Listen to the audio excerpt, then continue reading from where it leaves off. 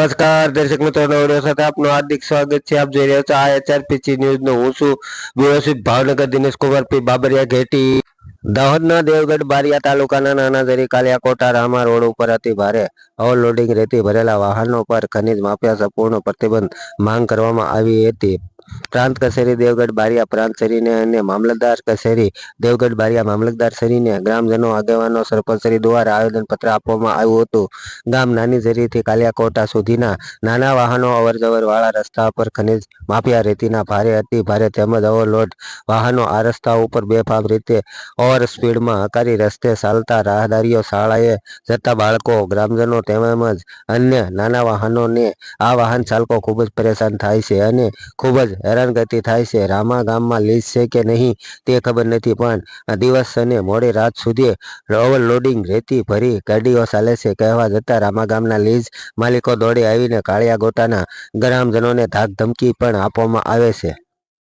અમે લોકો, હું પર્વતભાઈ સોલંકી, પૂર્વ તાલુકા પંચાયત સદસ્ય, મારી સાથે કાળિયાગોટાના હાલના ચાલુ સરપંચશ્રી, તાલુકા પંચાયત સદસ્યશ્રી તેમજ સંપૂર્ણ ગ્રામજનો, મામલતદાર અને મામલતદાર સાહેબ તેમજ પ્રાંત સાહેબને આવેદનપત્ર આપીને અમારો વિષય એ છે કે હમણાં જ સરકારે અમારે રામાથી નાની ઝરી સુધીનો રોડ નવો બનાવ્યો છે.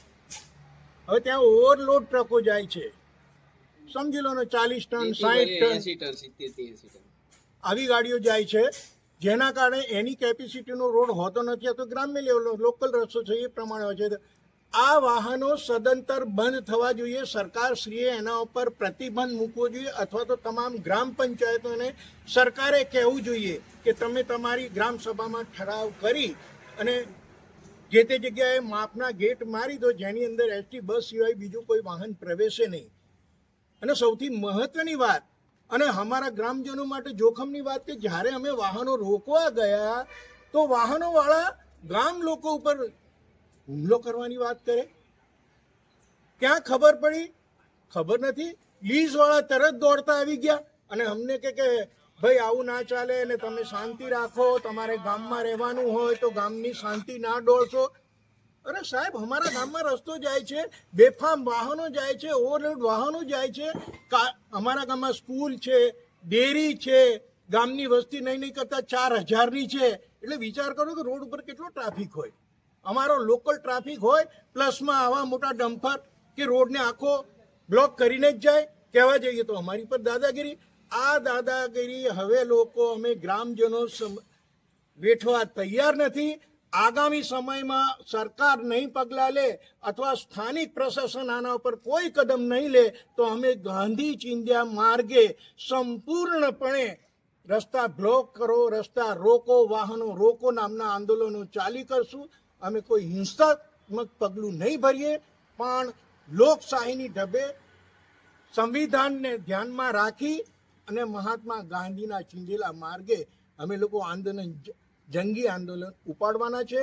અને હું તો આપના માધ્યમથી એ બી જણાવું છું કે જ્યાં જ્યાં બી આવા રસ્તા છે, જ્યાં જ્યાં બી ડંફરિયાવાળાની કનડગત છે, તમામ રસ્તાવાળાઓ એક સાથે દેવગઢ બારિયા આવો, તમામ ગામોને. હું તો મારી નમ્ર અપીલ છે, તમારા બાળકોનું, તમારા ગામનું, તમારા રસ્તાનું અમે ટેક્સ ભરીએ છીએ ત્યારે રસ્તો બને છે અને કેટલી આજીજી કર્યા પછી રસ્તો બને ને 1 વર્ષમાં બ્રેક. એટલે આ અમને મંજૂર નથી. આપ સૌને એટલી મારી વિનંતી છે. આપે મને ઇન્ટરવ્યુ દીધો બદલ આપ સૌ મીડિયા કર્મીનો આભાર. હવે અમે લોકો કાળિયાગોટાના ગ્રામજનો, અમારા તમામ આગેવાનો